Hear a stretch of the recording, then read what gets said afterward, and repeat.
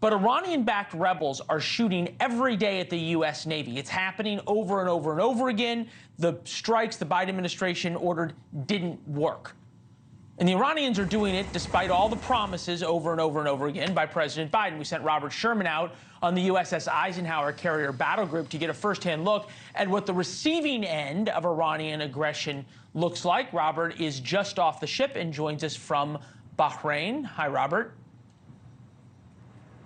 Hey there, Leland. And the message from the United States Navy is clear. The whole world is underestimating these Iran-backed Houthi rebels in Yemen.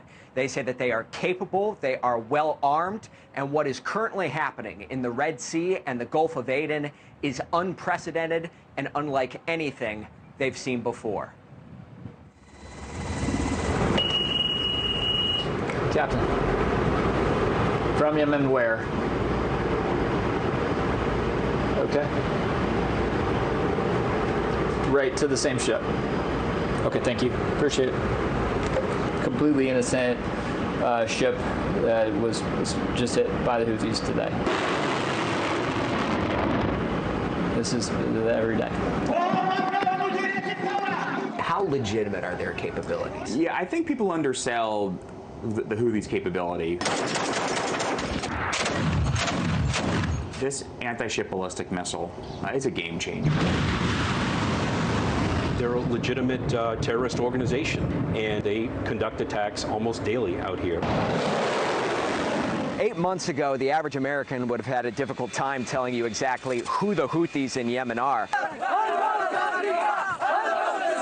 Since late last year, the Houthis have captured a ship, they have sunk a ship, they have also killed 3 sailors here in this region. They've got a lot of advanced weaponry that they've purchased or been delivered from their friends in Iran, and they have no problem using it. I think our objective is to save lives, to put it very simply. No aircraft carrier has been busier in the last 5 years than the USS Dwight D. Eisenhower. Over 550 days of deployment within that span. This ship was deployed once again in October. It first arrived in the Red Sea in November. This word keeps coming up. This is unprecedented. The Houthis have decided to attack maritime shipping. Over 10% of trade goes through the Red Sea itself, about 30% of the globe's container traffic. They've also decided to attack U.S. warships as well. We're the first ship targeted by an anti-ship ballistic missile. We're the first ship to shoot down an anti-ship ballistic missile in combat in history. So we just saw what's behind this door, which is the Combat Information Center. From the second that one of those missiles is fired at this ship, there's a lot of decisions that need to be made. How to intercept, where to intercept, what kind of tools to be used. All of those decisions, in some cases, have to be made in a matter of seconds. We've got some exquisite capabilities, both defensive and self-defense. Naval aviators had played such a key role in the United States' efforts against the Houthis in Yemen, being able to go on offense. When you're sitting in that cockpit and you know that there are very legitimate adversaries that are on the ground, what goes through your mind? I'd try to pretty much just think about the mission itself. Launching into the pitch black of night at like 2 a.m., going in there knowing that we were the tip of the spear in the case. You have nearly 5,000 souls aboard here. What keeps you up at night? I'll tell you this. I keep the Houthis up at night. I sleep soundly.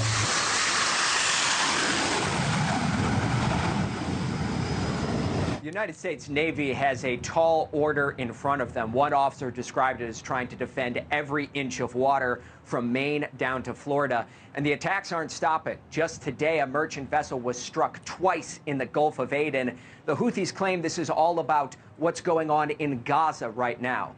The ship they hit today, no connection to Israel, no connection to the United States. Thanks for watching. Go to joinnn.com to find NewsNation on your television provider.